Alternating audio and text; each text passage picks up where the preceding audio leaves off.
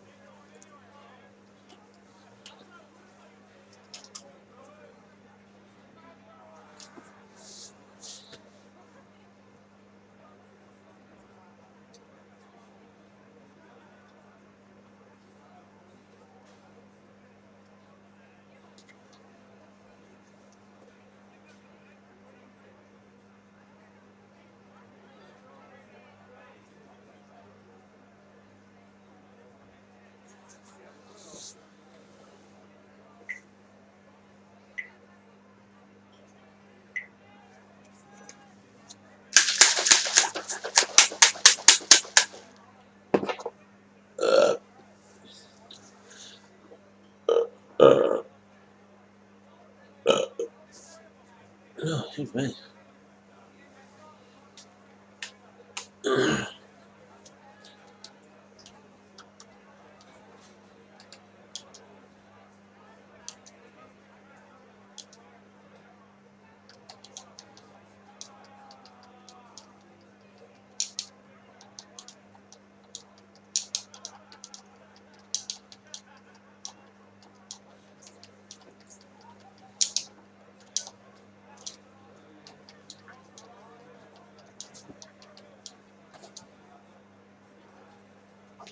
No, quite a lot of people have misbehaved.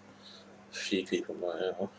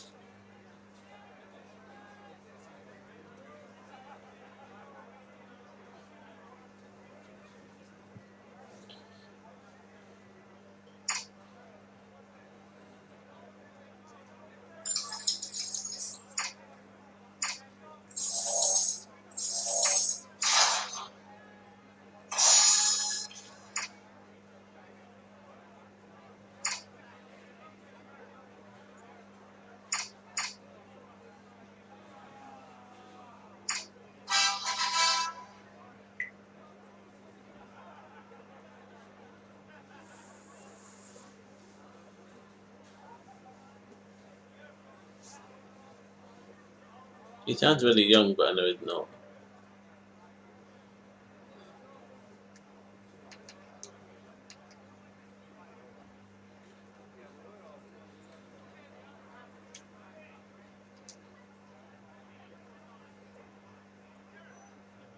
Fucking hell, I can barely see that.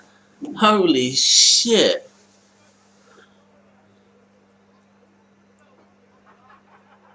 What?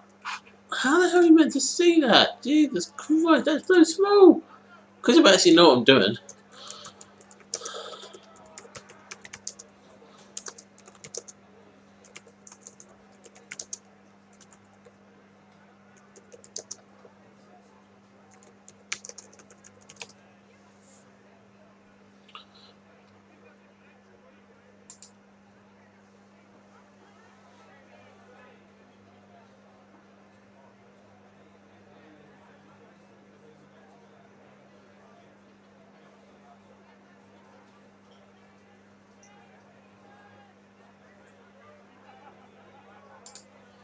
Jesus Christ. I'm like, eh?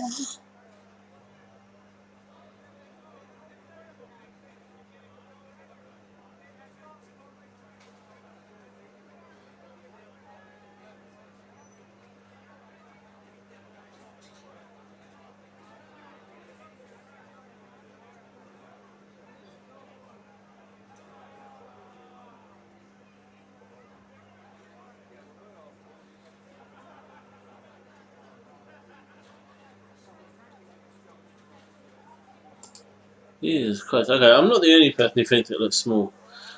Damn. Yeah, it's generally a good job I know what I'm doing. I can see all that.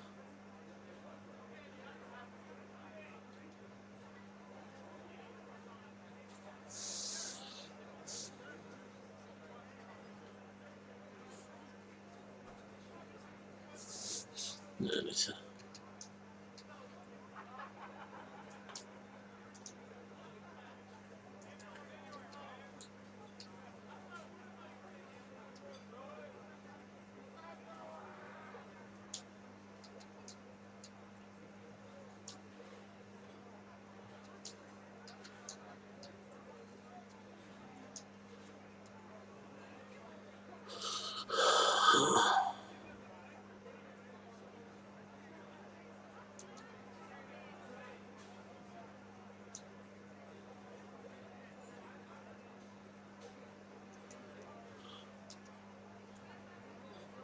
Oh, no, it's that one.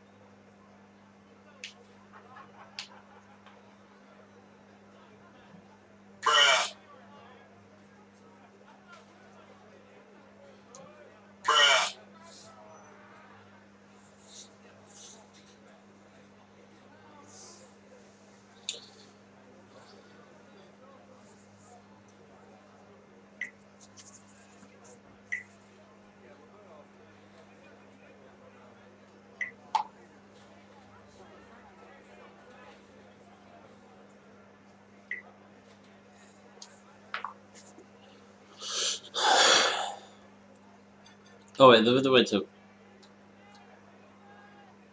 Oh, you hold down on the right trigger. Normal speed. Funny. There we go. Oh, let's forget about that. Oh, Lamb, is that you? Is that you? No, it's just me. Not even stream rep is running today. Oh, shit.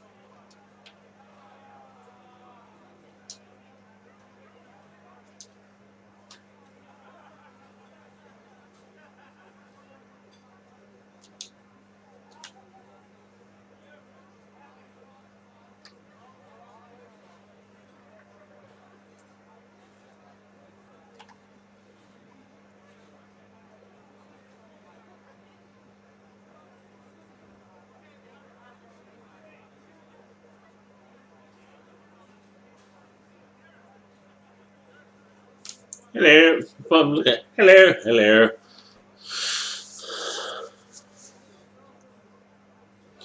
I will say this is one thing I hate doing: ploughing. I hate it. I'm not trying to do a good job right now. I just want to familiarise myself with the controls again.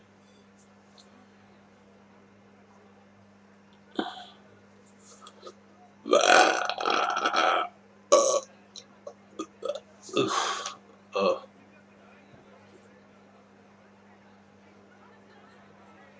hurry up and be done. See, geometrically speaking, that circle looks quite nice. Oh, oh really? That, oh, I need to, like I said, I need to familiarise myself with the controls.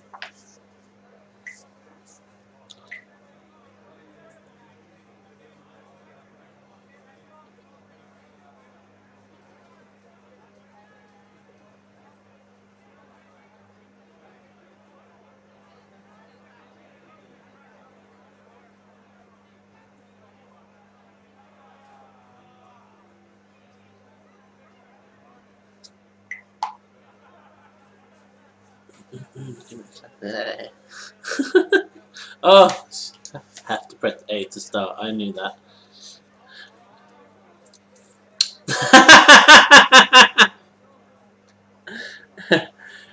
That ass. Don't think just because you come into the stream, I'm gonna, not say what I've already said. I want your ass on a pizza. Just give me a slice of that ass.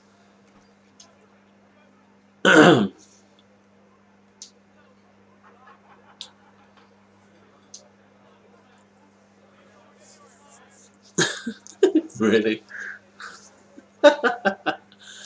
Oh dear. Kirsty, you are something else. I love you.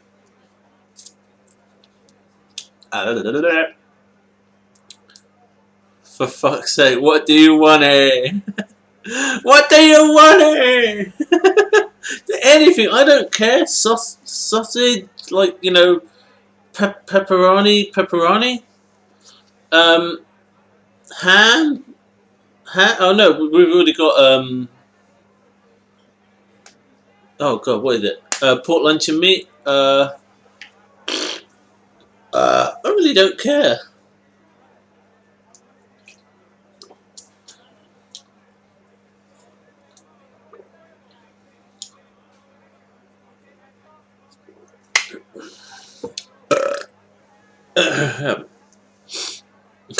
Yeah.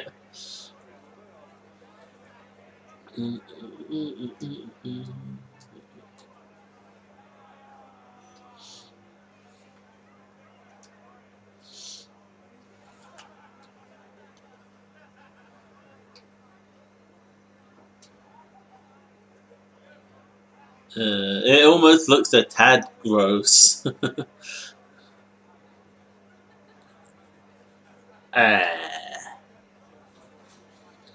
I'm putting poop on a field. I'm not going to repeat myself.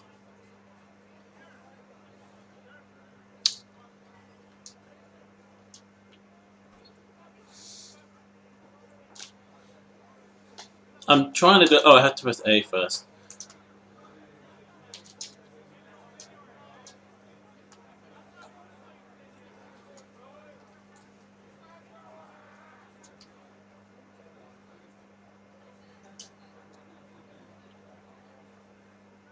It looks like a dog wagging its tail. Okay. Bye, Kirsty. Love you. Looks like a happy dog. Yay! That just looks so weird. Oh.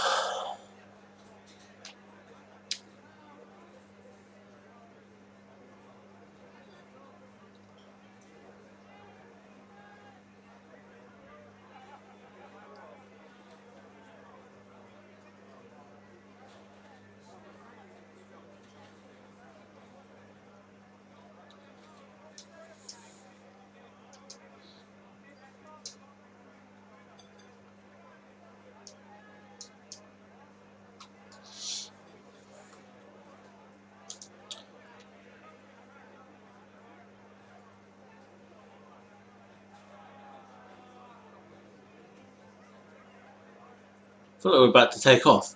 Dun, dun, dun, dun, dun.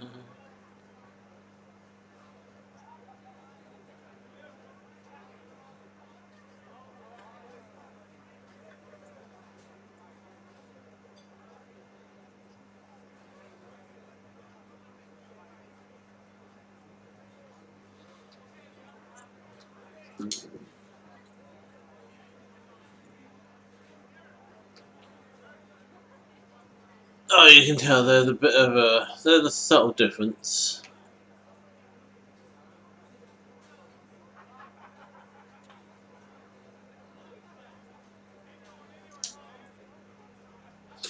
Demare. Hello, Demare.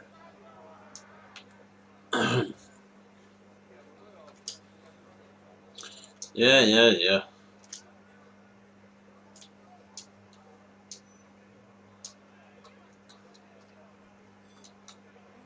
Uh, huh. Woo. This one looks that's probably got the widest range, I guess. And the mirror. Wow. Short tutorial. Oh, Jesus Christ.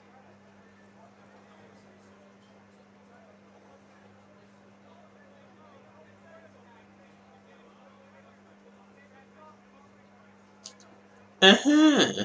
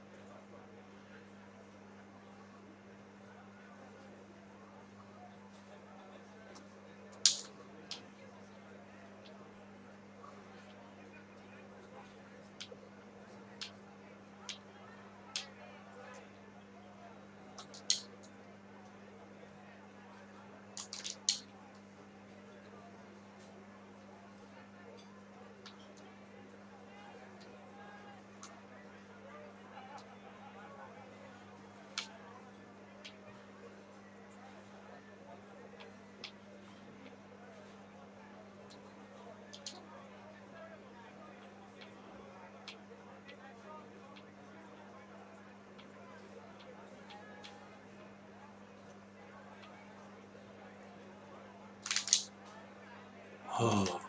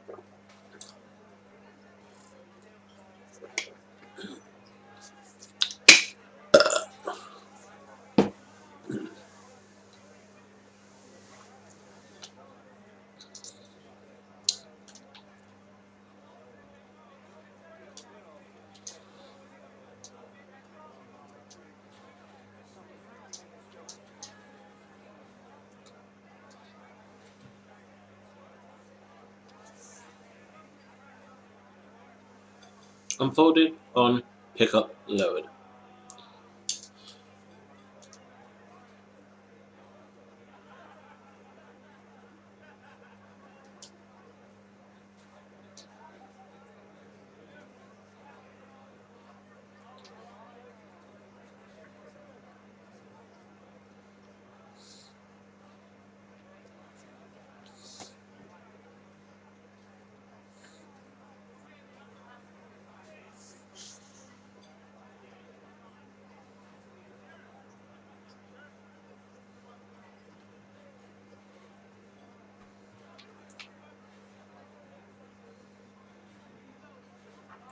Look like a Weetabix stuck out my arse.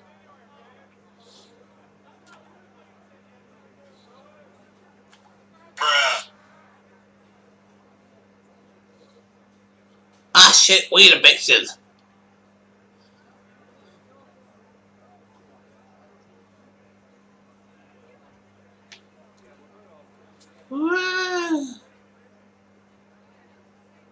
I like the one where you have to go around collecting them, that's fun.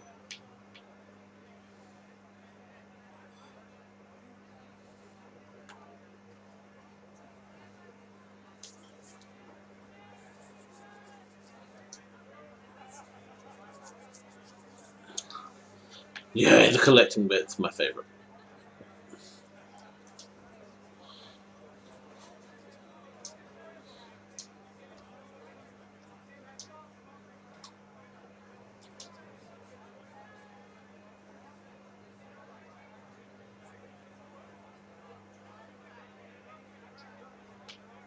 You don't have to hit it head on, literally, it's just whatever angle, because it just kind of does that.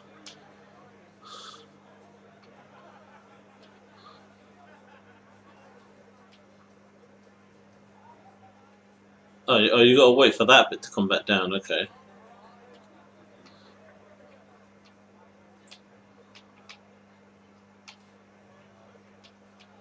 There we go.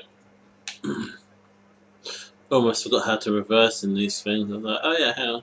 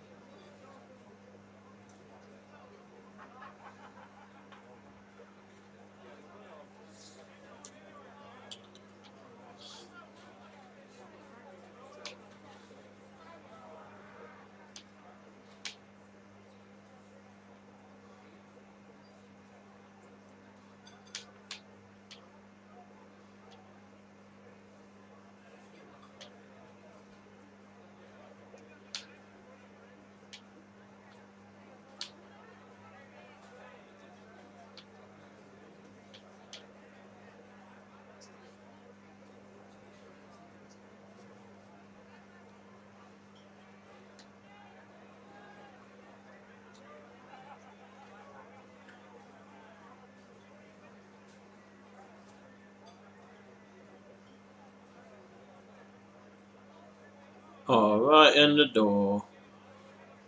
Come on, just boop.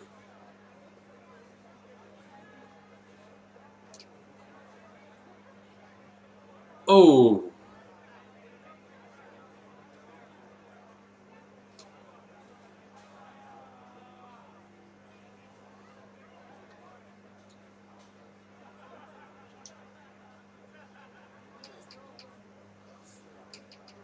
thanks.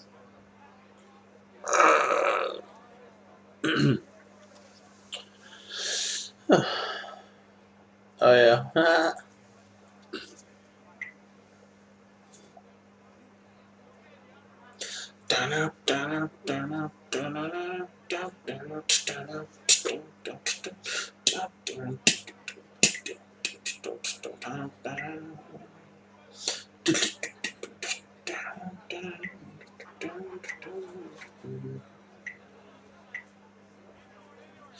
Highway to the dirty zone.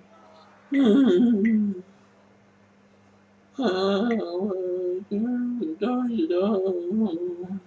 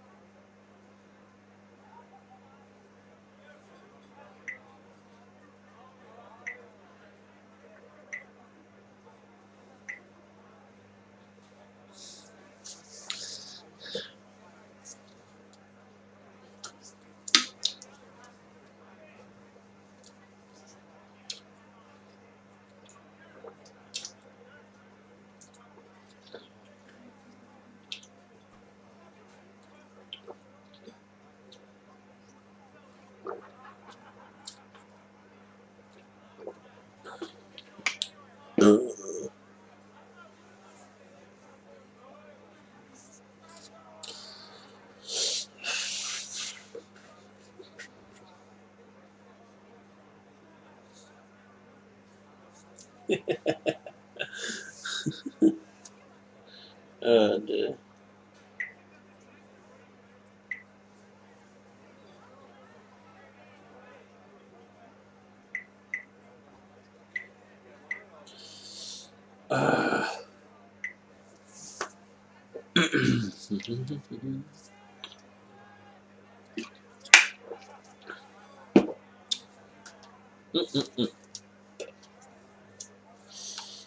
Piggies! Oink, oink, oink! Oh god. Yeah. Attack stool.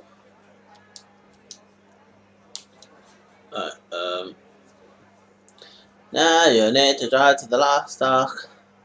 Blah blah blah blah.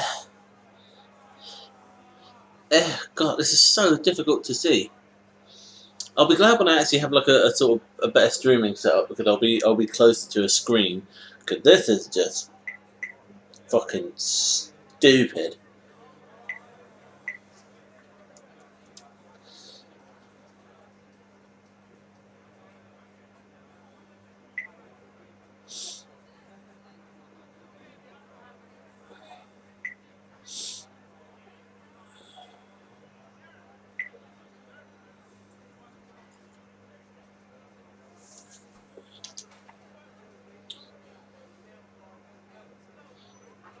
I need to herd here.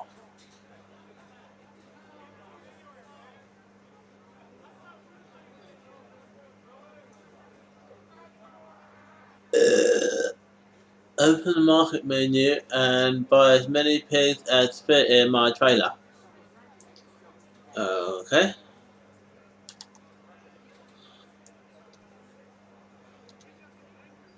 Oh, I have to go. Oh, buy.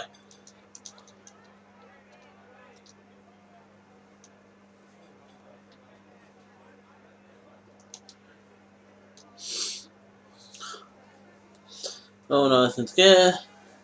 Go back to the pig pen.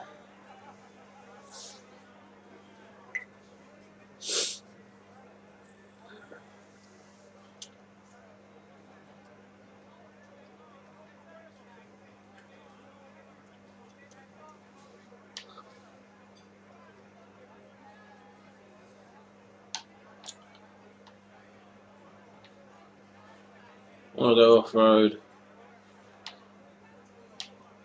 Oh.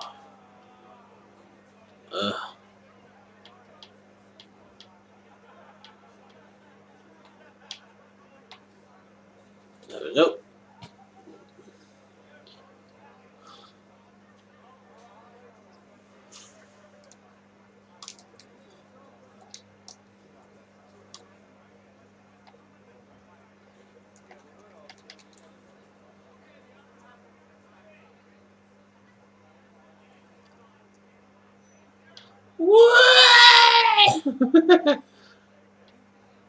Oh crap, hold on. Okay, this is a bad idea. Sorry, piggies! What the? I think I make a mistake. Hold on. Oh, don't tell me I have to. Okay, that's fine. That's fine.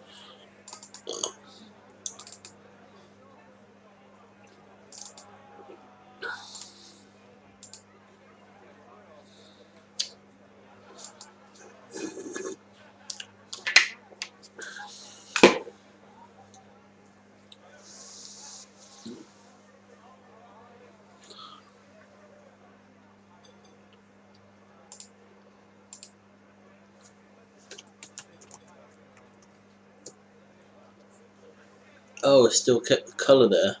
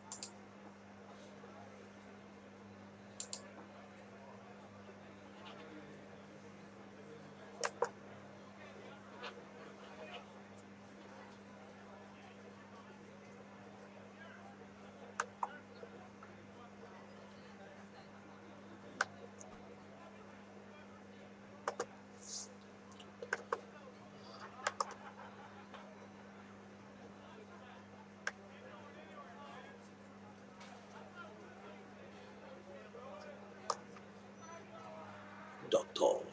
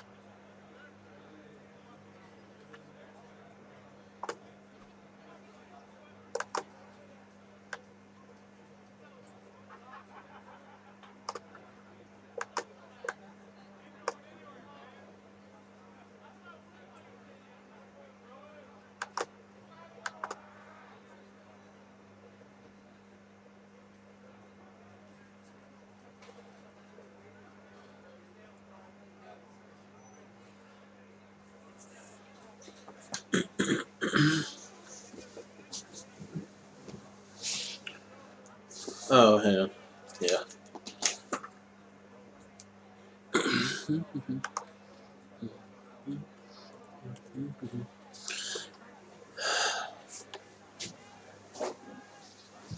I need to know what can come out, but I couldn't wait, so I had to make my.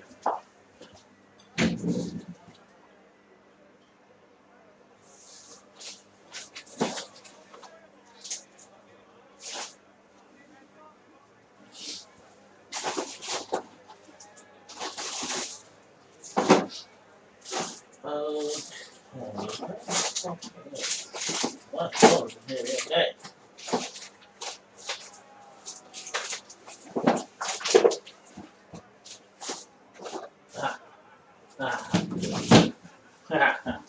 Motherfucker.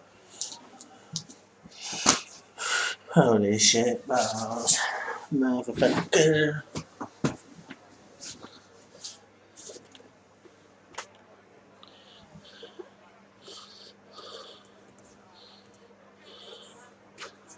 we go.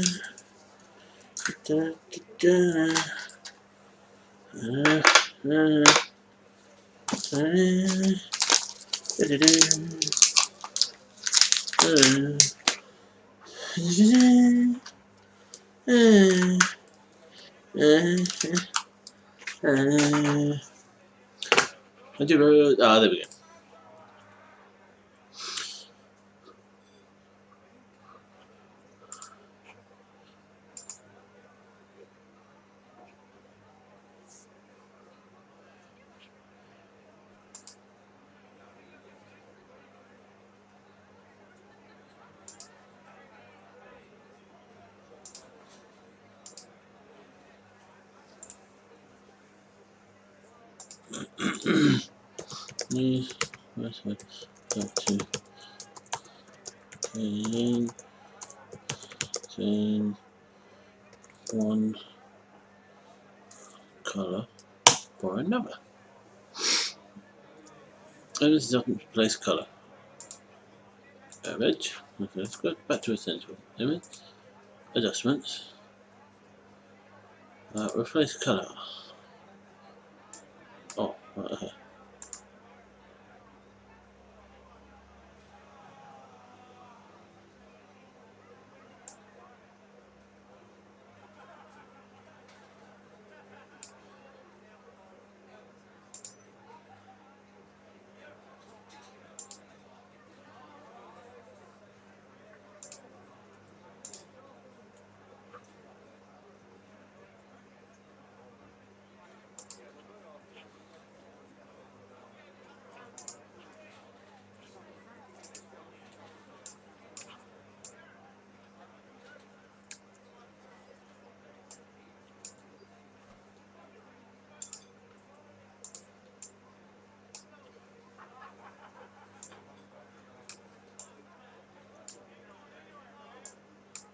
Oh, now it.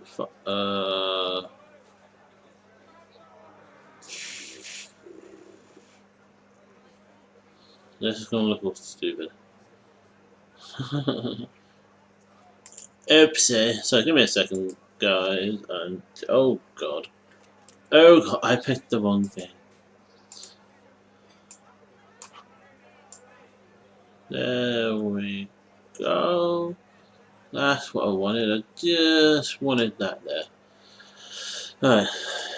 Image. That's bad. Replace color. This is the color we're working with. Minus that.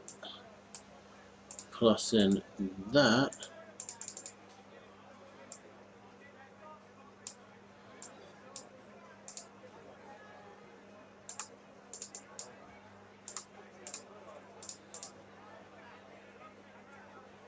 I want to change that for that. Ha ha ha ha. How how how how how. How. Right, so what we want is that. I'm going to change that. Which is all subtract.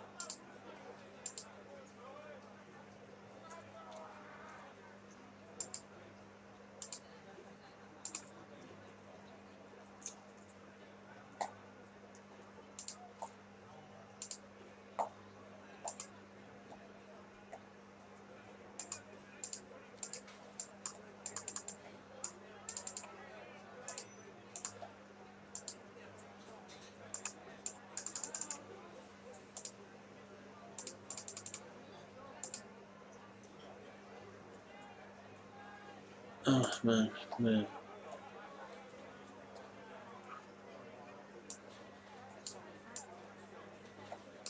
Wait, Coco. Quit looking at the sofa.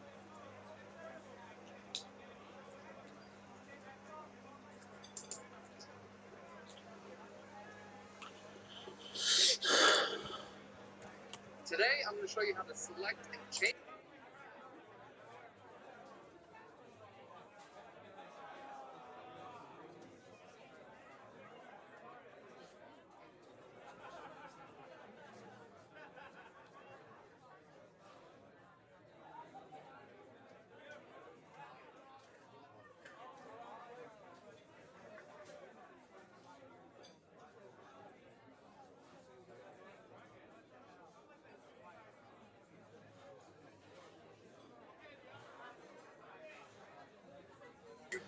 Can I play on Lone Oak Farm? Possibly, but at the moment I'm just taking a quick break because I am just customizing myself a gamer picture. I'm just doing some stuff in Photoshop at the moment, so that's why I've got the old BRB screen up. So I will be back. Just give me about like 10 minutes. Okie dokie.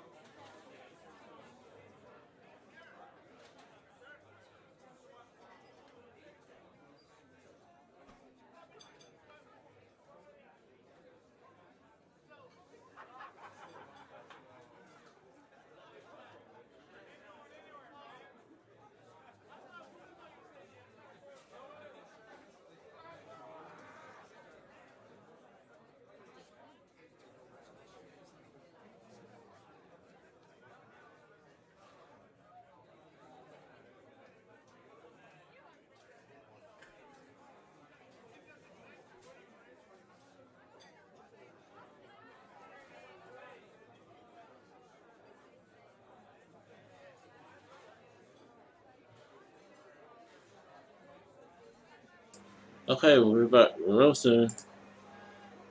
Really, really soon. Yeah. Dropbox, Mixer. Oh yeah, Mixer resources.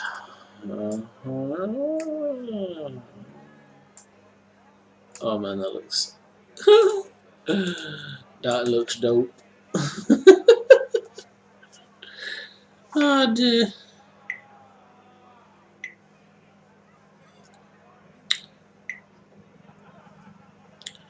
How do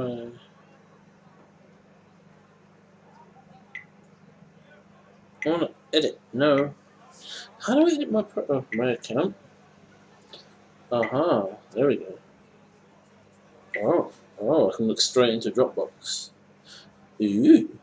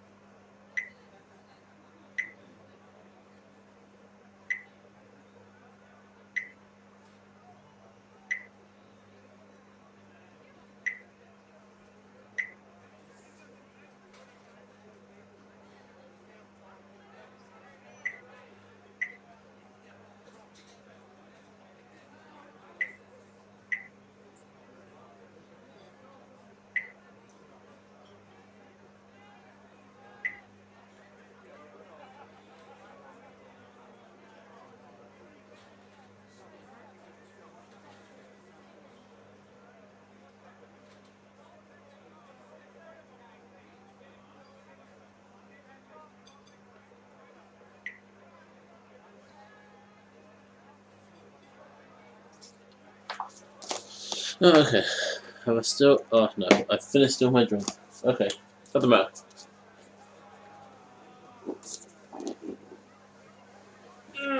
Whoopsie.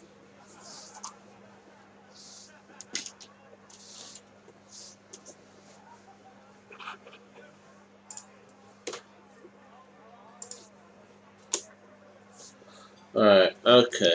And we're back. Sorry about that, girls and guys and girls.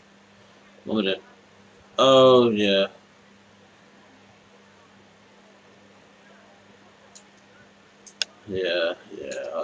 I fucked up. I'll do this silly one again.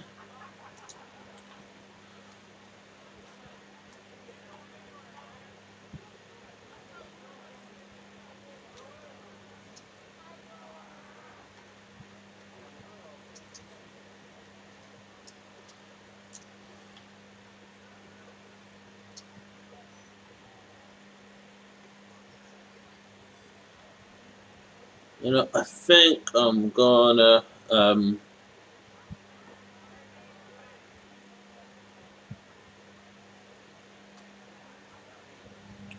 can have the cover open. Oh, look at the Biggly Wigglies! Eee.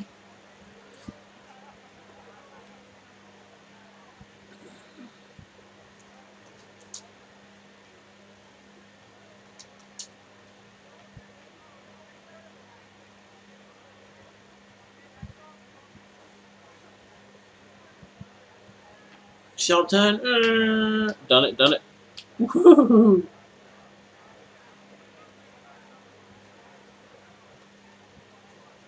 Hold on. Where am I and where am I trying to get to?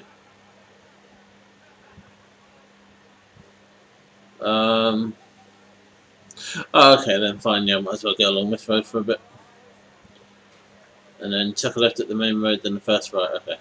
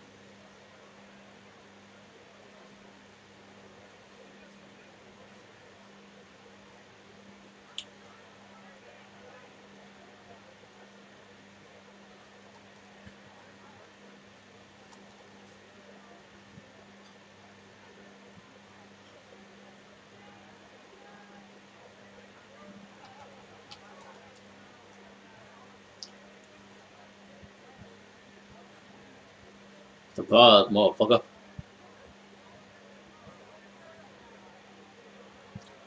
Biggie's die, motherfucker.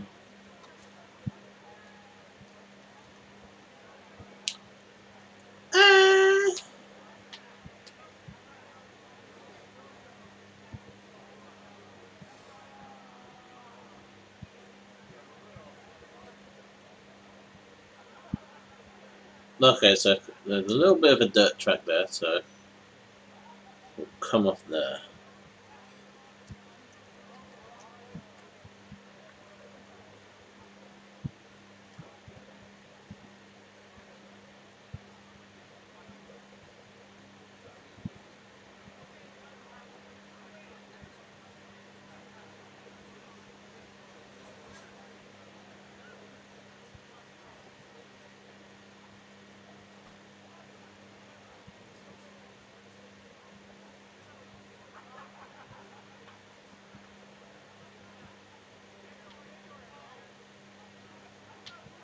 No, did that all wrong.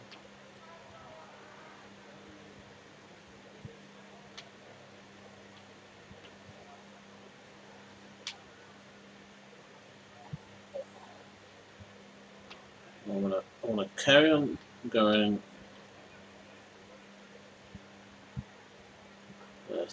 The hill makes it a bit.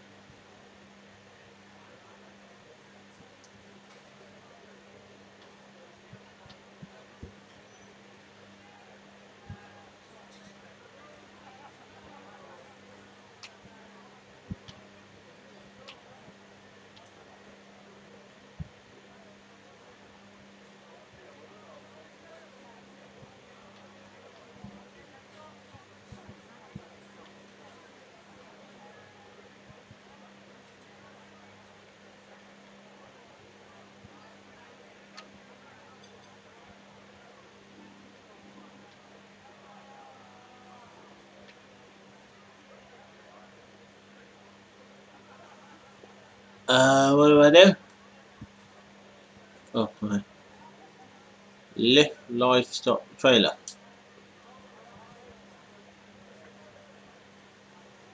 Oh, unload. Oh, okay, confirm. Yep. Hey, okay. Cool.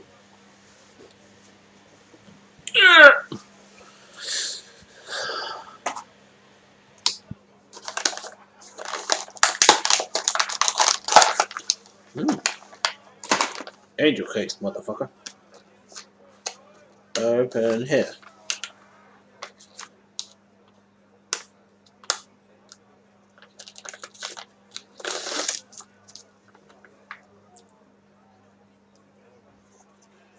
Hello, what doing? No.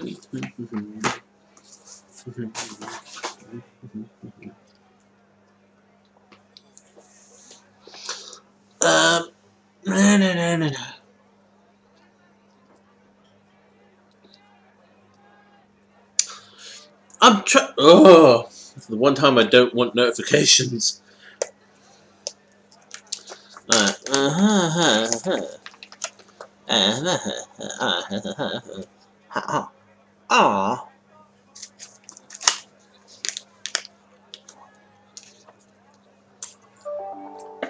Fucking hell.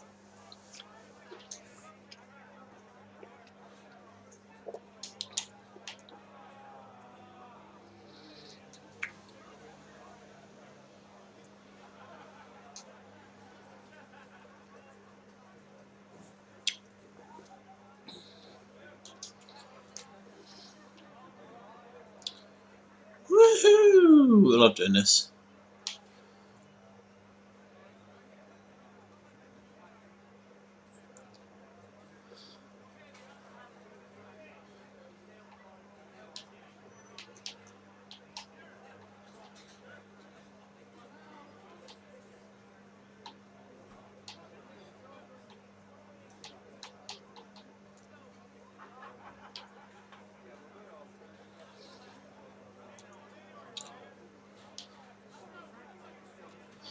There we go.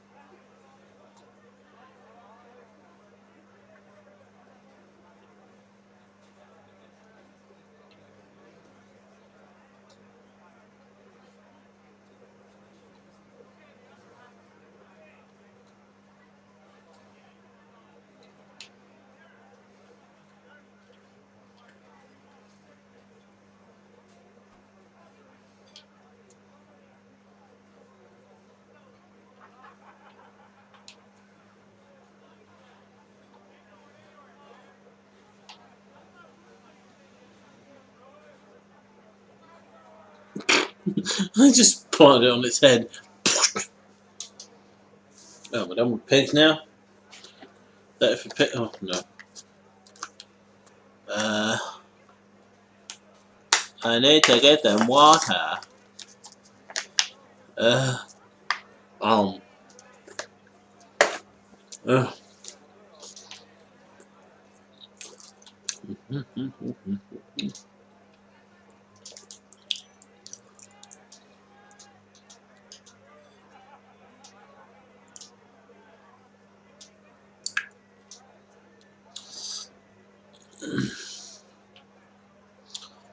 Okay, we go.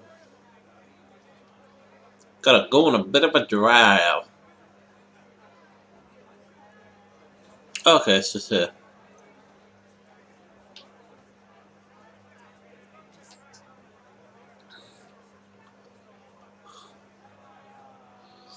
That's my object. Activate object and RB and Y to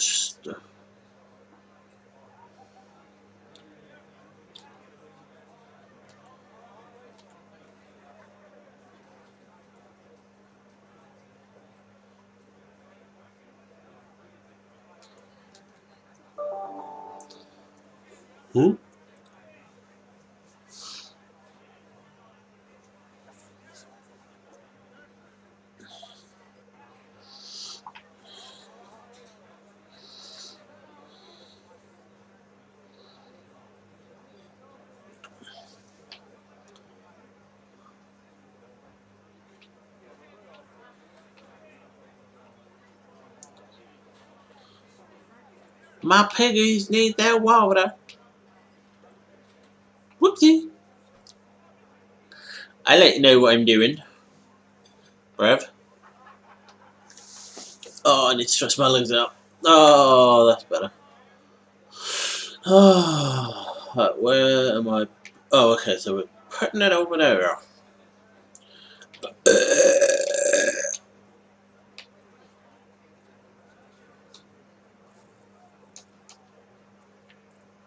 Now what? Oh, unload, okay.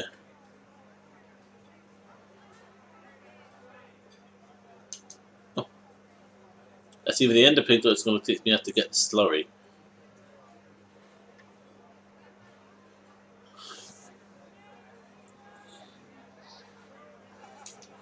Okay.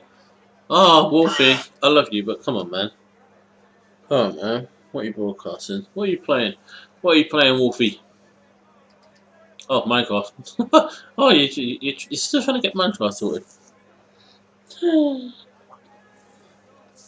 Hold on, have I never changed my... I haven't changed my game picture in ages. Let's do that now. So I'm just changing my game picture real quick.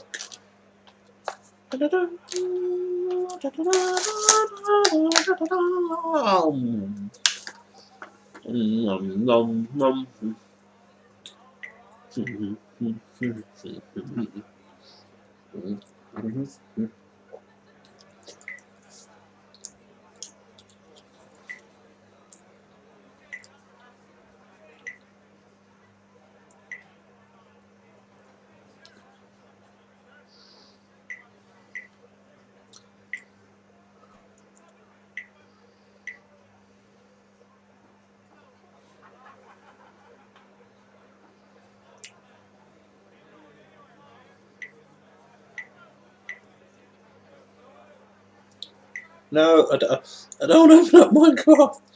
No. Xbox, there we are.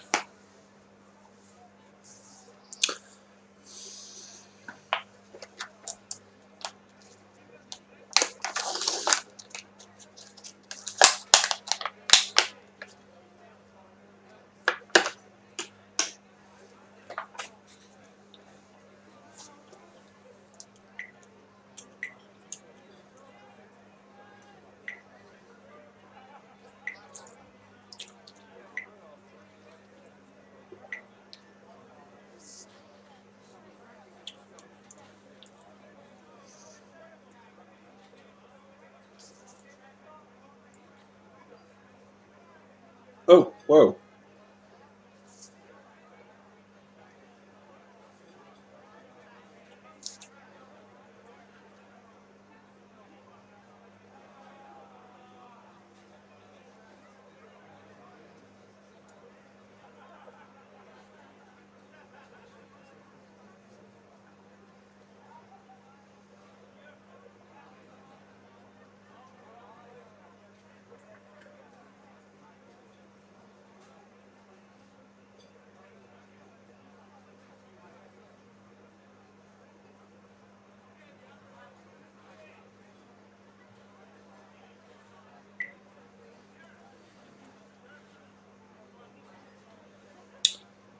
Oh, what?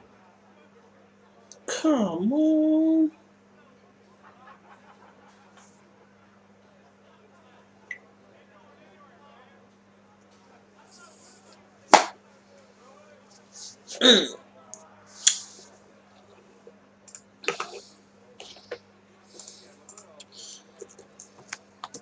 See if I can do it from the airport for a sec, because it won't let my app do it. How big are your premises? Yeah, it's just asking about a tit size. Oh.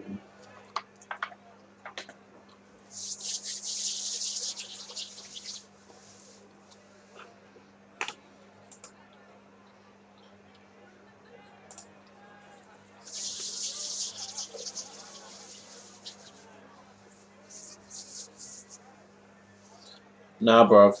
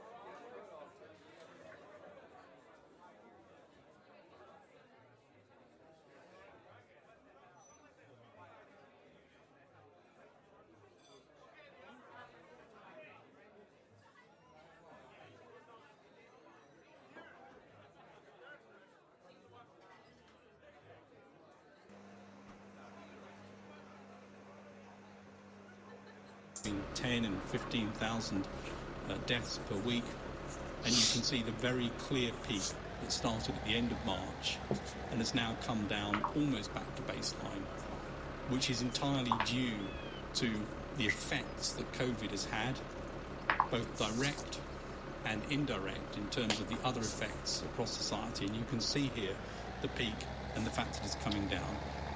And unfortunately, this has not affected everybody equally. So we know the elderly have been particularly susceptible. We know that those with other diseases have been particularly susceptible. And we know, of course, tragically, that the BME community have been particularly affected by this.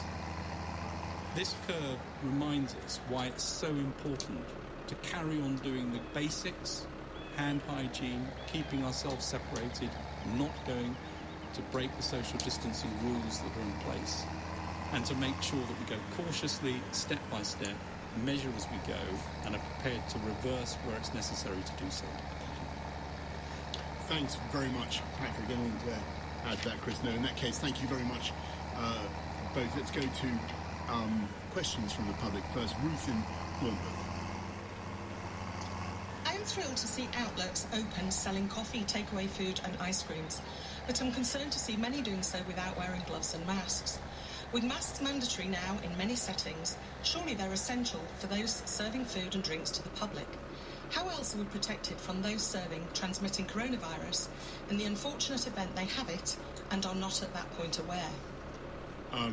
Well, thank you very much, Ruth. We're of course, as we open up shops and other places selling coffee and beverages to the public, we're setting out all sorts of guidelines about how to do it in a COVID secure way. I mean, the basic guidance on masks, as you know, is that you should, or face coverings, I should say, you should wear a face covering when you're likely to be in close contact with people that you don't normally meet. I think I'll go to Chris and Patrick really for a comment on whether gloves and face coverings should be absolutely necessary in all retail contexts. But we're certainly setting out guidelines for COVID secure venues. Patrick. Well, face coverings, the SAGE advice is very clear, and that is that face coverings have potential benefit in situations where there's indoor spaces, where people cannot socially distance, where they are potentially crowded and they will come into contact with multiple people. So that advice has been provided and should form the basis of risk assessment in any workplace to decide what should be done.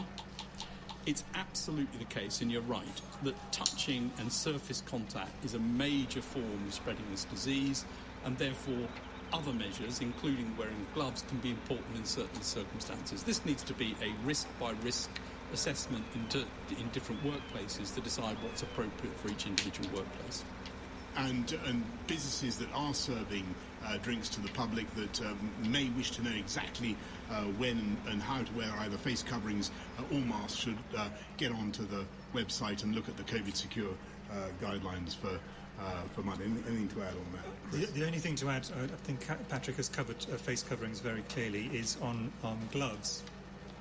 If someone touches the surface repeatedly without changing gloves, that's actually less good than someone washing their hands between every time they do it. So hand washing, absolutely critical. Gloves can be useful under certain circumstances. Right, Ruth, I hope that's useful. Gloves, face coverings may very well be important, but hand washing remains absolutely critical and can't be stressed too much. Let's go to Alessia in the Lake District. Alessia's question is, will the government's next review of regulations include consideration of those people who have not been able to see their partners, and will new guidance include measures which facilitate seeing partners, including staying overnight, which may be necessary for those a long distance away? And well, I think the answer to that is if you have the option, Alessia, of making use of the idea of a support bubble if you haven't been able to see the rest of your family for a very long time.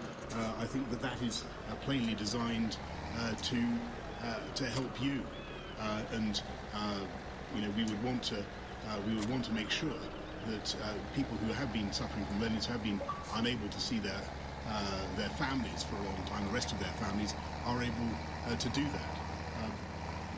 Chris, just to because this is a new thing, just to be clear what can be done and what can't.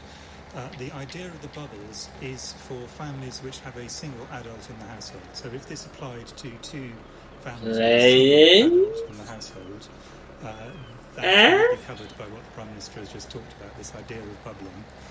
For other people, it's going to have to be my head is finished. outside, and that's the Thank you.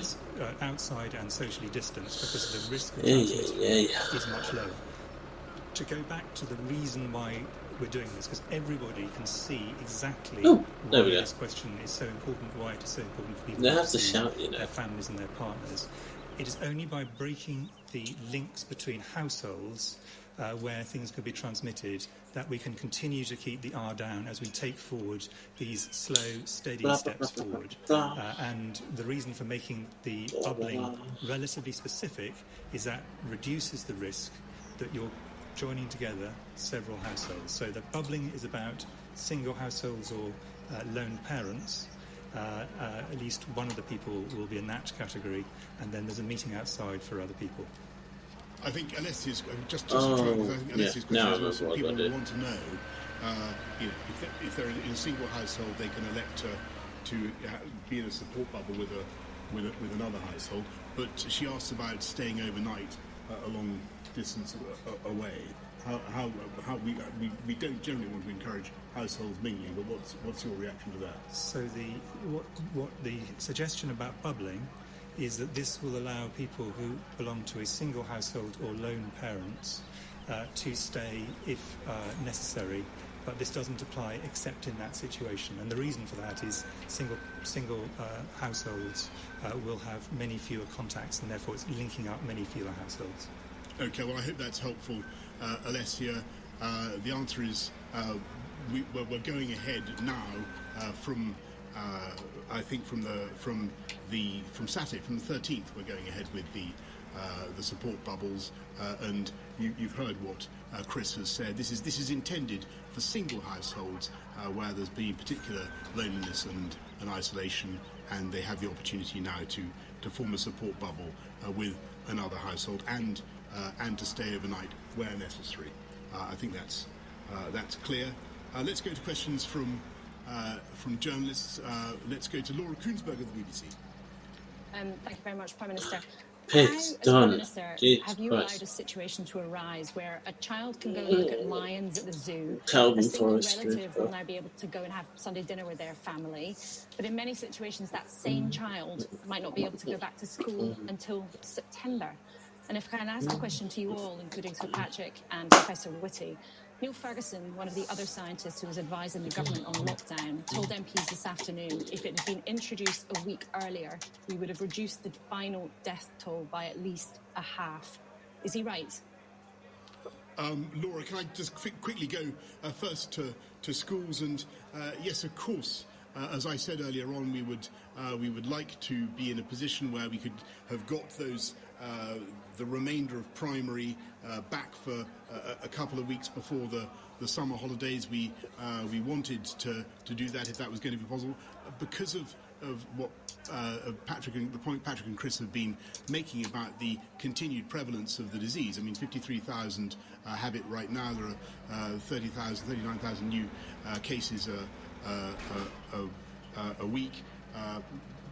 Clearly, we've got it right down, but it's not quite down far enough to change the social distancing measures that we have in our schools. So what we'll be doing is a huge amount of catch-up for pupils over the summer months, and the Secretary of State for Education will be announcing, Gavin Williamson will be setting out a lot more next week about the catch-up programme. What I would also point out is that the BBC has very helpfully provided a guide to what other European countries are doing, and you can see that actually, in Italy, Ireland, all schools remain shut until September. Spain no primary schools going back, very few primary kids going back. France and Germany, only partial openings. We're very much in line or actually slightly ahead of some other European countries in what we're doing. We're taking a more cautious approach than some, but slightly ahead of others, and I think that's the right place to be. Sorry, on the second question, I'm really going to ask the members of SAGE to comment. And Neil Ferguson was obviously a member of SAGE, and I think he went on after that initial comment to say now's not the time to second guess.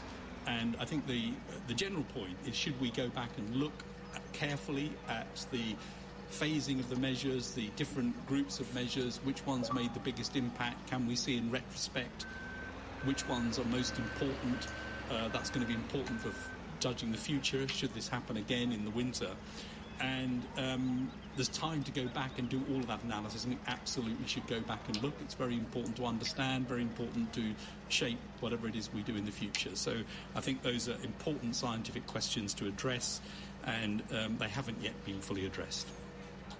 I mean, I completely obviously agree with Patrick. I mean, we both come from a trade where looking back and working out what you would have done, knowing what you now know, is absolutely routine and is how you improve on what you do.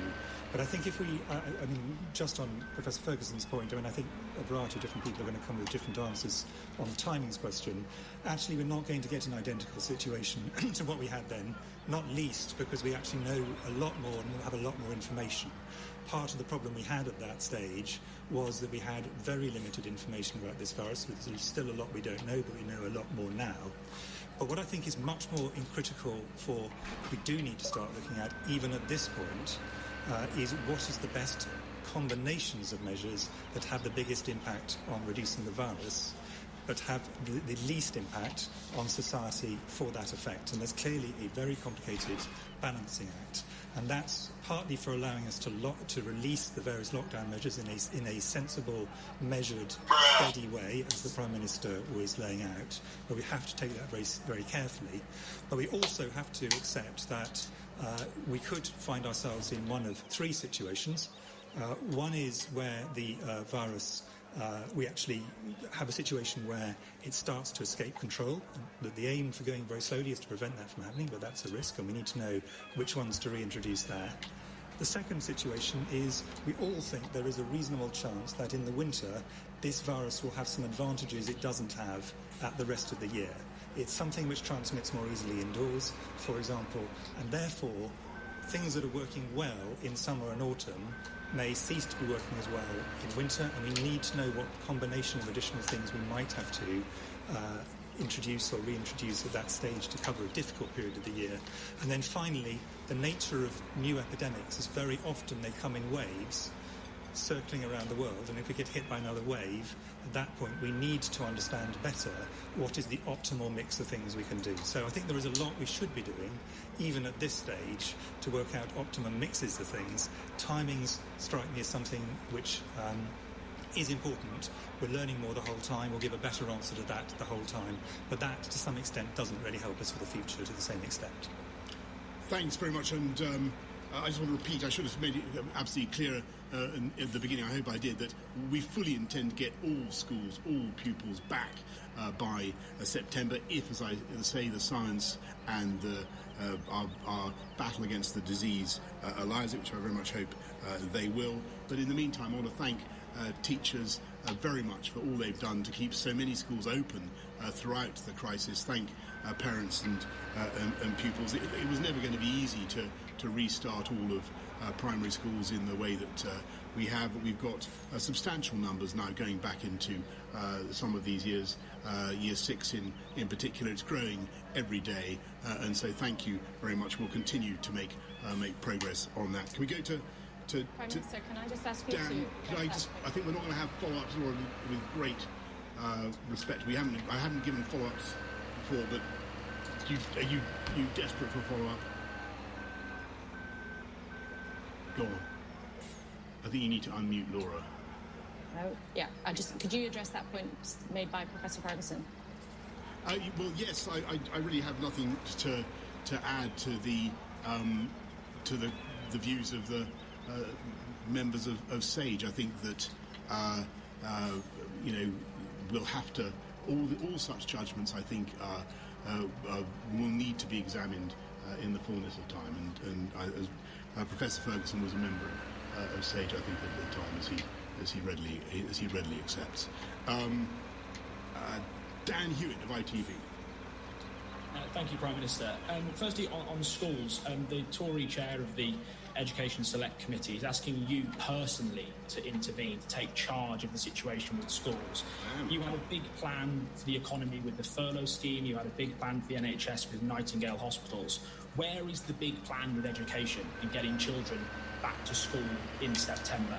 And if I may follow on Laura's question regarding Professor Ferguson, he also said today that Britain missed 90% of its coronavirus cases because we weren't screening passengers at airports. Because I got it up so high. Are there no measures at all? That's what I do like about this game, actually. Months ahead, months on, that you think actually, we did get that wrong. Alright, so in the middle. Do you not ever think about those big measures you put in place?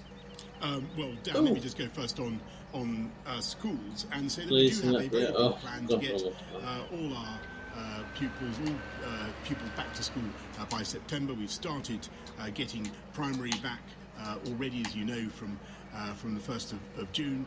The numbers are climbing every day, and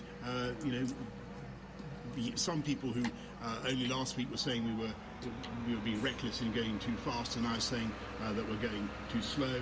We think we're taking the right decisions at the right time to beat the virus. And by the way, that point really goes for your second question as well. I think that we'll have to wait and see what the evidence really says. So I think Chris and Patrick might want to come back on it, but there are a lot of questions, as Patrick said, that are still unanswered.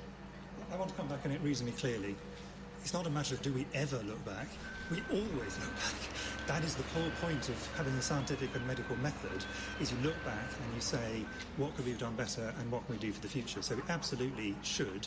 There's always a question of timing, and there's always a question of what do you do now, even in the middle of something, and be very clear, we are not at the end of this epidemic, not by a long shot. We're in the middle of it. And what do we actually wait till all the data comes in and we look back and say, these are the right things to do? So it's a fair question, but I want us to be very clear. All of us would say absolutely necessary to look back and learn what you can do better. Any emergency, post-emergency review is critical.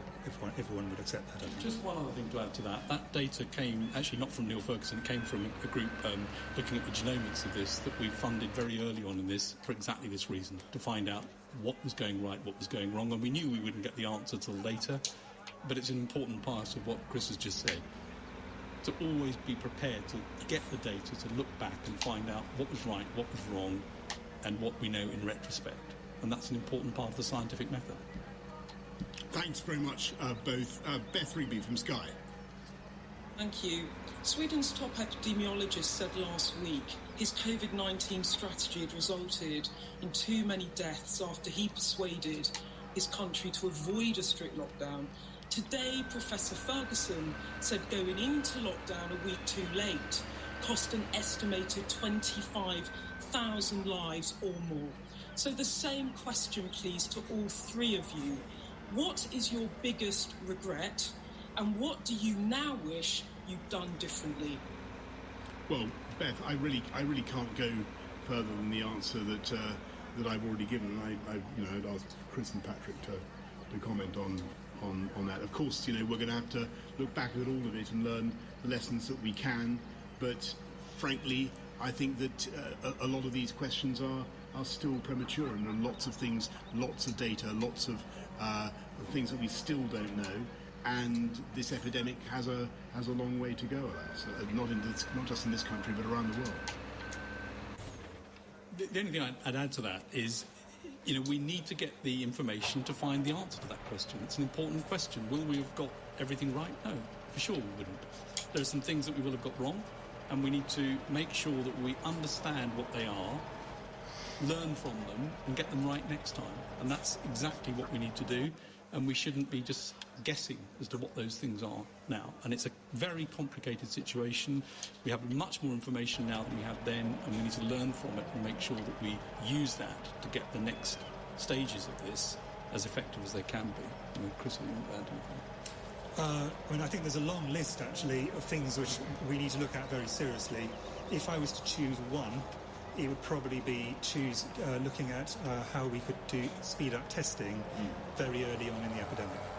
And many of the problems that we had came because we were unable to actually work out exactly where we were, and we're trying to sort of see our way through the fog rather more with more difficulty. There are many good reasons why it was tricky, but I think if I was to play things again, and this is largely based on what some other countries were able to do, particularly Germany, I think I've said this before, I think that's the one thing that we would probably have put more emphasis on at an earlier stage. There are many others, but I'll highlight that one.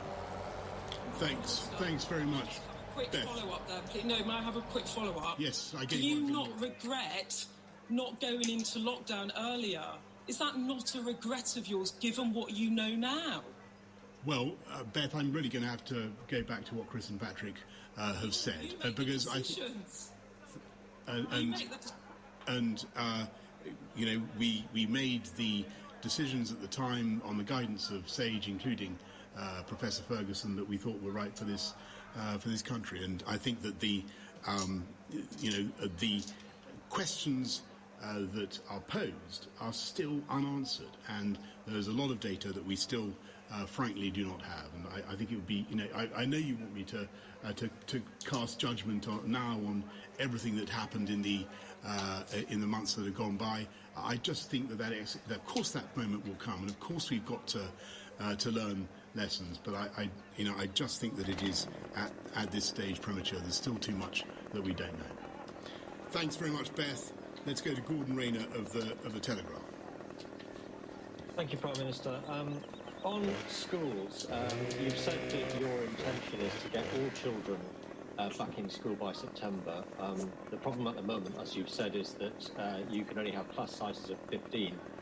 So it seems that the only way that you can get those children back is to either increase the size of the school estate, so you have more room, or relax the 2-metre rule in order to achieve that. So which is it going to be?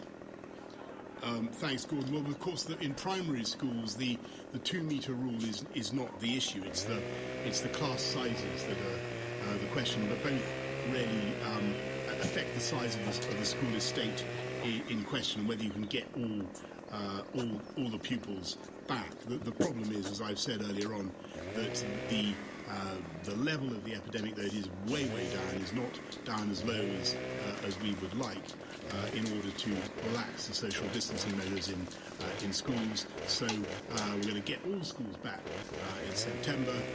As I said, if we possibly can, we get all schools back in September. But it's going to be a big summer of catch-up, and not just a summer of catch-up, I should say.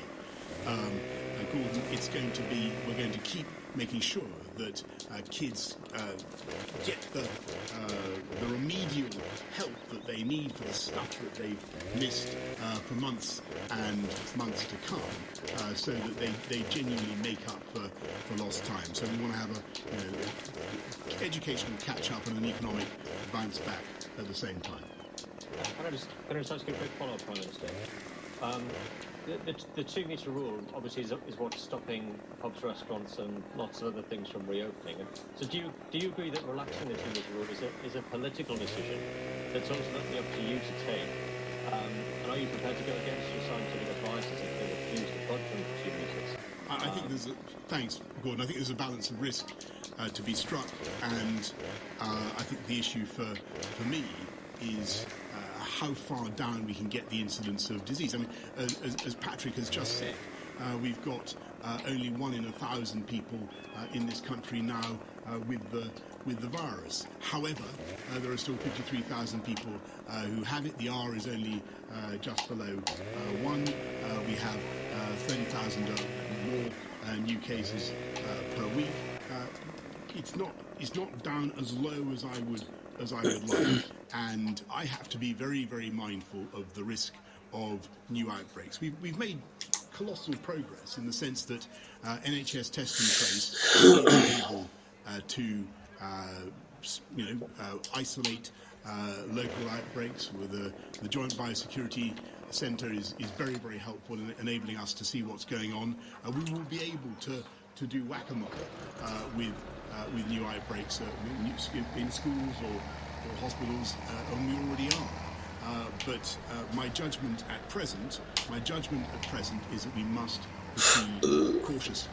I think that is shared by the overwhelming majority of the public. They want us to get on, but they want us to get on in a cautious way, and that's what we're doing. May just add that the 2 meters is not a rule. It is not a scientific rule. It is a risk-based assessment on when risk reduces, and the risks are associated with distance. So risk falls after 2 meters. Time. What mitigating factors you can put in place, which include things like whether you're sitting side by side, back to back, or face to face. Whether you've got face coverings, okay, so it really does mean like other small measures, chunk. and the absolute risk, i.e. the number of people who've got infection at any one time. And those things which make up the overall risk assessment are what needs to be taken into account, both in terms of policy decisions and operationalisation of this in different business environments. And so, wrong to portray this as a scientific rule that says it is 2 meters or nothing. That's not what the advice has been, and it's not what the advice is now.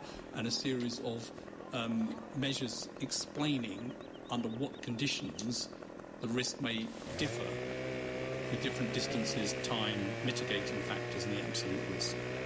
Thanks very much. Pippa Crewe, Daily Mirror. Good afternoon. Prime Minister, you've said that schools aren't yet fully back because the rate of infection isn't quite low enough. So why the teaching unions right to express caution?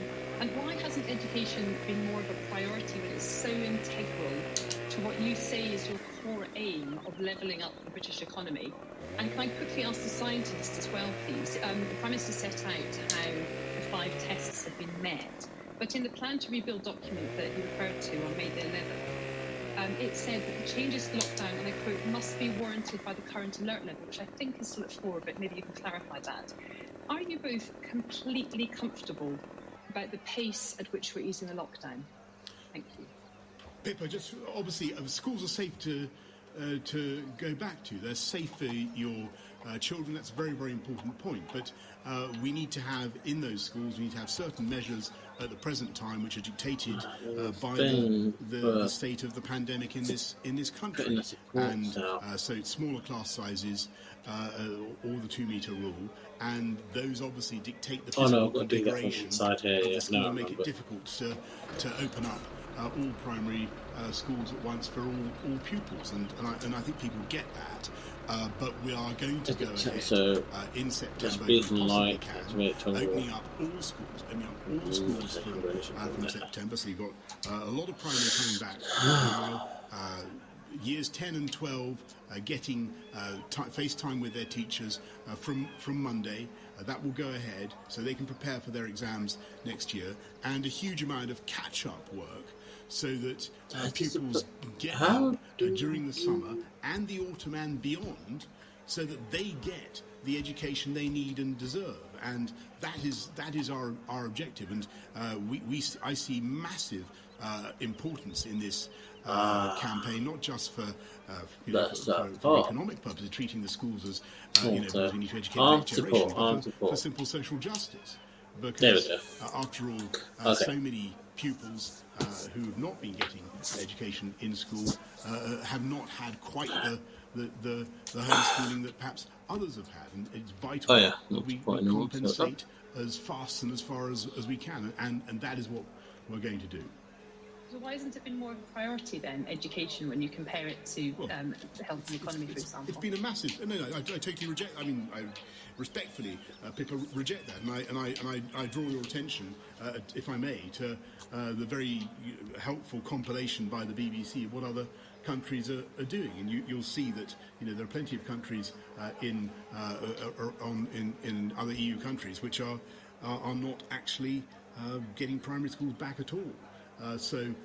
Or until September. So we're going as fast as we can. We've still got a pandemic to cope with. We'll get all schools back in September if we possibly can, and we're going to have a massive catch-up operation over the summer and beyond, which Gavin Williamson will be setting out next week.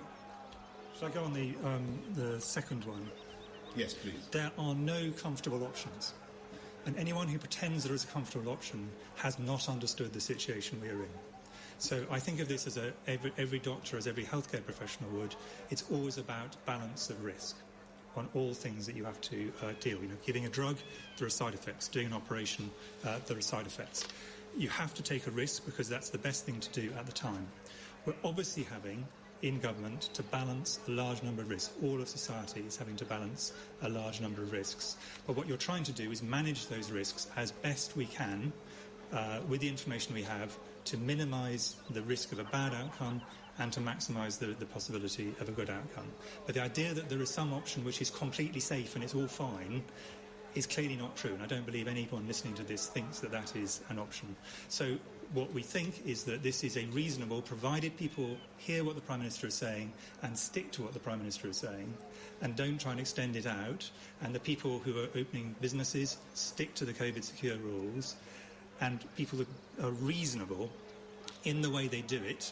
Our view is this is a reasonable, balanced, sensible way to go at this point in time. That's Chris Whitty. We're going to leave the Downing Street news briefing there. You can carry on listening to it live on LBC News, our sister station. However you listen to LBC, you can hear the last question and answers on LBC News right now.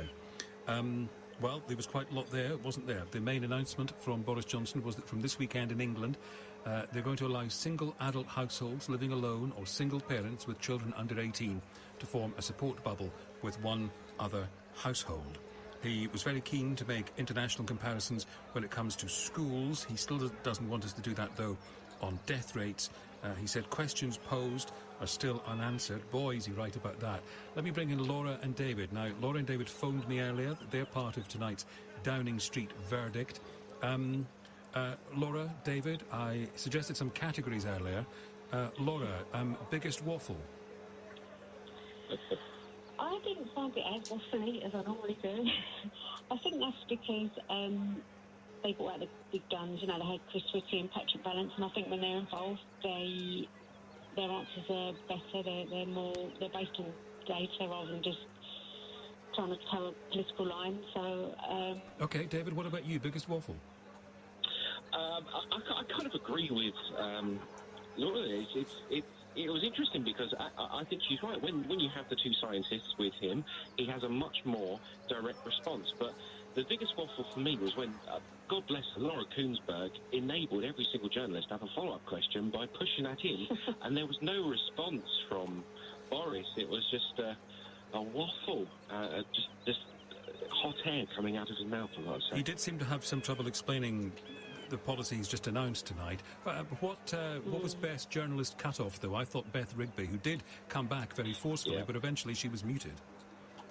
Yeah, Laura Kuenssberg and Beth Rigby, thank you for both of them for ensuring there was a follow-up question, because the whole drama with Laura was being muted, not being muted, and then being allowed a catch-up and not being allowed something. It just, best journalist cut-off, definitely Beth and Laura. But what about most repeated phrase, Laura? I would say we'll have to wait and see, because every time I was sort of asked if they'd done something wrong, that's just their stop answer. I mean, there was probably some truth in that, but it's a shame, isn't it? The one about going to lock down late that the Neil Ferguson had apparently raised. It was surprising that they couldn't actually just say that had been a mistake. But they seem to always sort of fall back on we'll have to wait and see. Which maybe brings us to the category most baffling answer. David, what are your thoughts? Whack-a-mole is what I've written down here. There was one word that Boris used during that freak, but I sort of zoned out for a second. All of a sudden I heard whack-a-mole. And I thought, what on earth is he saying for that response about schools and the virus? That for me, and the phrase summer of catch-up also came to mind. It sounds more like a rock album than a government statement. He didn't say ketchup? Catch-up. All right, sorry, I totally misunderstood. That's all right. Laura, most baffling answer for you? And I'd just like to say on that guacamole point, I've noticed he's used that phrase quite a lot. I think that seems to be his strategy for tackling the virus. Listen, those were my categories. Laura, what else would you want to say in your own words about what we just sat through? Okay, so I thought it was... Finished the tutorial. It only took 3 hours. Because I was distracted.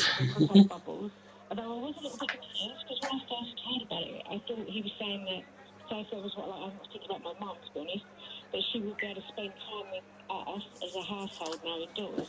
But then, that was the way sort of Boris conveyed it, but then Chris Whitty said something like, no, it has to be 2 single households. I don't know if... Yeah, there was a hint, I thought, from Boris Johnson that it was about families, but it's not. David, what's your overall take on it? At least Boris combed his hair this time. It looked very, very neat. How do you know that from listening to the radio, David? I'm very intrigued. I have a very interesting sense of... Is it digital? Is that it? To hear hair. I can hear it. Other than that, I thought it was very good for him to have the news about the social bubbles, and there's a clear decrease in positive cases. I am slightly confused about the continuing lockdown rules that allow people to meet up in groups, but inside it's against the law, but it's not actually enforceable by the law because it's private property.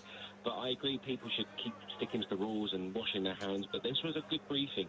I did enjoy it. I thought it had a lot of useful information that was new. David, thank you. Laura, thank you. That's our first and possibly last Downing Street verdict. Let's turn to Ben Kentish, Westminster correspondent. You've got 30 seconds, Ben. Eddie, the top line, of course, was that new household support bubble for people who live by themselves, whether that's elderly people or single parents, whoever it is. But also a couple of interesting promises from Boris Johnson. Firstly, a pledge of more support for those students that are not going to be able to go to school until September. Promise more details of that next week. And also fresh advice and information for people who are shielding next week. But wasn't it interesting, that question asked many, many times, what have you learnt from this? What do you regret? Patrick Vallance, no real answer. Boris Johnson, no real answer. And then Chris Whitty making very clear that he did have an answer. A long list of things, he said, that he would look back and regret on.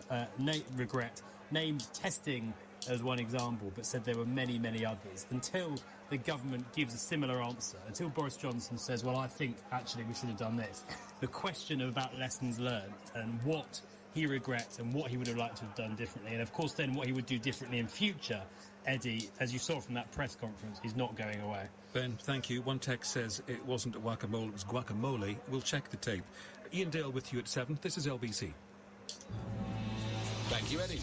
Adults living alone in England, including single parents with children under 18, will be able to form a support bubble with one other household, the Prime Minister told us this evening. The updated guidelines come into place from Saturday, and it means members of a bubble can stay overnight at each other's home, and there's no need to stick to the 2-metre social distance rule. Tell me, is anyone listening to the government anymore?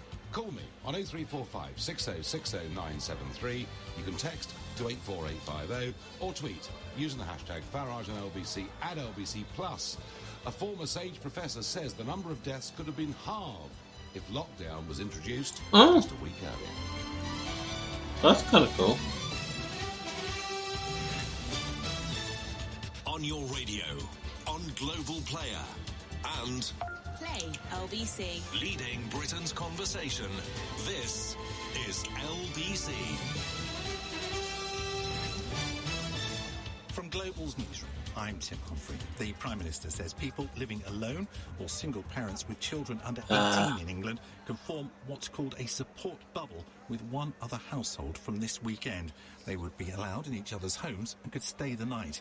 But at tonight's Downing Street briefing, Boris Johnson made it clear the change isn't for everyone. It is emphatically not designed for people who don't qualify to start meeting inside other people's homes, because that remains against the law. From Monday, the Prime Minister says people will be able to go to zoos, safari parks and outdoor cinemas. Places of worship will open for private prayers. The R rate, which measures the number of people each coronavirus patient goes on to infect, remains between 0.7 and 0.9. The Chief Medical Officer says we are only in the middle of the epidemic. A professor at Imperial College London has told MPs that introducing coronavirus lockdown measures earlier could have reduced deaths by a half. Neil Ferguson says the epidemic was doubling every 3 to 4 days before restrictions were introduced. Professor Ferguson is seen as one of the architects of lockdown rules, but had to resign as a government advisor after being found to have broken them himself. A further 245 people in the UK have died after being diagnosed with coronavirus. It takes the Department of Health total to more than 41,100 and includes those in hospitals, care homes and the community. The UK is being warned its finances will take a bigger hit than any other developed country because of the pandemic. Experts from the OECD, which has 37 member countries, predicts England's economy will shrink 11.5% this year. That's worse than the forecast for France and Italy. The brother of George Floyd has told politicians in the US to make sure his death wasn't in vain. He was killed last month as he was being arrested in Minneapolis, prompting huge anti-racism protests around the world. Philonis Floyd has told a hearing into police brutality in Washington it's time for the government to step up. Stop the pain. Stop us from being tired. George called for help and he was ignored. Please listen to the calls I'm making to you now. To the calls of our family and the calls ringing out the streets across the world.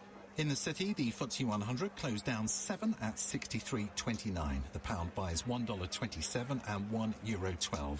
And the weather, heavy rain in Wales and the west tonight with showers elsewhere and a low of 7 degrees. Dry in the north tomorrow with sunshine on western coast, showers elsewhere and a high of 20. From Global's newsroom, you're up to date. This is LBC from Global, leading Britain's conversation. The Nigel Farage Show. Mr. Nigel Farage. Thank you, Donald, and good evening, everybody. We've just had the daily Downing Street press conference, but with a difference.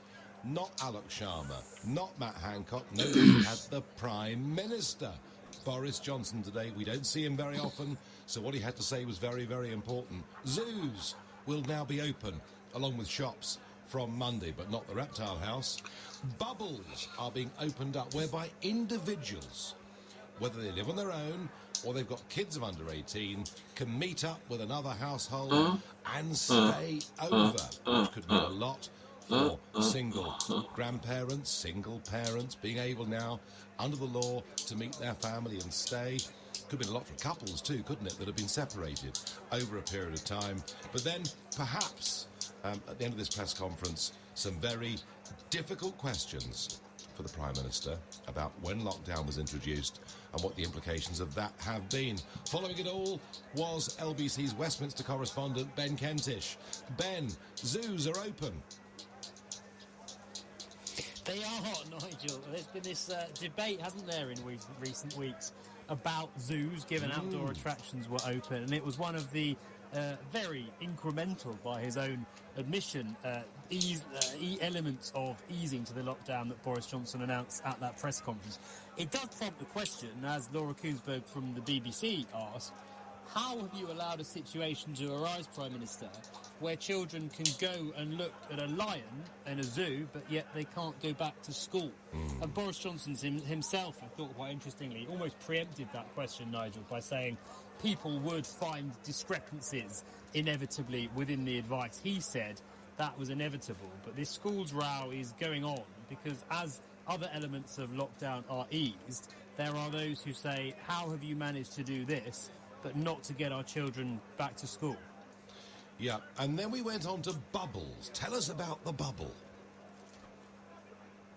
The support bubble, this was the big announcement from today's press conference. It will allow people who live by themselves in a one-person household to mix with one other household. This is designed, Nigel, to help single parents who might be able to go and stay with parents or friends, whoever it is, and it's also designed to help elderly people who, Chris Whitty in particular has talked about the issue around loneliness and isolation. They will be able to go and mix freely, less than 2 meters, stay overnight at one other household. It is only one other household, and the key detail, which at one point Boris Johnson seemed to forget, was that it only applies to people who live in a single-person household, i.e. those who live by themselves. So if you're in a couple, you can't go and see another couple. Or have kids under the age of 18. I mean, that was suggested That's right, too. the adults that live in a single household, Yeah. I mean, Brian from Wolverhampton says, I'm confused. Does the bubble the single household forms with other households have to be single? Boris and the scientists suggested different things. So there's confusion out there already, but I think it is one person who lives on their own or lives with kids under 18 can now go and meet another household and stay overnight. It's as simple as that, isn't it? Absolutely right, Nigel, 100% clear. It is only one other household. You can't go and see one household one week and another the next. It is only one. And interestingly, also worth bearing in mind that you would be treated, according to the regulations, as if you live in that household. So you can do whatever someone who lives there does. That does mean, though, that if you or anyone in that bubble gets symptoms, you are treated as if you're part of that household. So you would have to isolate. Yes. No, I understand for 2 weeks as well, even if you'd only been to visit once. Unless, of course, you want to get a rally in Parliament Square, then, of course, the rules don't seem to apply at all. And let's move on to the more difficult bit of this. And, for some time, people have speculated that the government was too slow to introduce lockdown. I mean, I've said it myself dozens of times, and that this led to the crisis being worse than it could. So Professor Neil Ferguson today, really, is it sour grapes from him? Hard to say, Nigel, isn't it? But either way, it will be comments that were certainly not welcomed in number 10, really blowing out the water in some ways. The continued insistence from ministers that everyone agrees in the government that they took the right decisions at the right time. Actually, more and more scientists saying, look, we didn't know, we didn't have the information, whatever the reason was, we actually didn't get this quite right, we should have gone earlier. And wasn't it interesting? I thought it was perhaps the most interesting moment of that whole press briefing. Question from Beth Rigby at Sky. What to all three of the panellists, what do they most regret? Boris Johnson simply said, I defer that question to Sir Patrick and Chris Whitty. Professor Sir Patrick just said, well, we'll learn lessons down the line. And then we go to Chris Whitty, who's just started his answer by saying, there's a long list of things that we need to look very carefully at in terms of what we got wrong.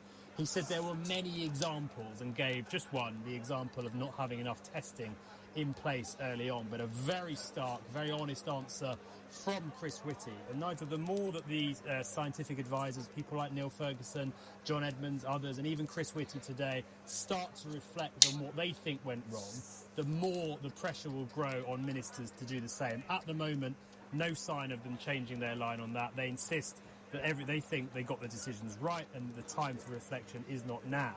But I think pressure is only going to grow the more that question is answered by scientists but dodged by ministers. Ben, I think you're right, and thank goodness for Chris Whitty and his honesty at all stages through this crisis. Ben, thank you. So, you see, I listened to this. So, this is sort of the Prime Minister being very generous. So you're living on your own and you've not been able to see your grandkids. You're living on your own. You've not been able to meet your boyfriend or girlfriend for 2.5 months if you've obeyed the rules. But now you actually can go and do it. And what I was struck by was, the big medical criticism today is the government was too slow into lockdown. I think the government is hugely behind the curve on coming out of the lockdown. People already are meeting up with friends and family. They've been doing it for weeks. And whether Dominic Cummings encouraged them to do it, well, maybe a tiddly bit. But certainly after last weekend, if 40,000 people can meet in Parliament Square, why on earth can't we go and see our friends and relatives? And I think people are making their own decisions on this. People have decided they can't wait for government anymore. And I really wonder with these, and I've been saying it for a few days, but I really wonder with these 5 o'clock press conferences, even when Boris Johnson is in the chair, I really wonder, are we listening to the government anymore? Tell me what you think. 0345 6060 973. You can text to 84850. Tweet using the hashtag Farage and LBC at LBC. I think we've stopped listening. I think we're making our own minds up. Tony says, I stopped watching the briefings when lockdown ended 6 weeks ago. I live in Glasgow. and I'm so disappointed we haven't got a Boris bubble. No, well, that's true, and the Prime Minister, did make reference to the fact that Scotland, Wales and Northern Ireland will make their own decisions on this in their own time. But I think, whoever you are, what we have seen with this crisis, Nicola Sturgeon trying to pretend that she's making her own independent decision in Scotland, not going to follow Westminster, but does about 72 hours later. Let's get some opinion from our callers. Daniel is living in Addlestone in Surrey. Good evening. Good evening, Nigel. How are you? Hello. That's my thesis, Daniel. I think we've stopped listening to this stuff. I think they're behind the curve. They're making their own minds. I would say how the government have handled this. Right. How they neglected to mention. Well, as always, mentioned with behind the curve. people seem to join the stream just when I am in. Don't worry, it only goes after elderly people. And then 4 months later, I'm told Always they've the got way. them in elderly care homes. Yeah, it's a bit odd. I mean, a lot of things is put on this Dominic Cummings business. Turkey, he's doing yes. what he's done, checking his eyesight and that. But Labour MPs were doing things as well, and that doesn't get mentioned. Yes, no, you're absolutely right. Of course. Oh, excuse me. Look, the Cummings thing, I think it's because the chief medical officer in Scotland resigned, all right, when she was found to have broken lockdown by visiting a second home in Fife. Professor Neil Ferguson had... Bye.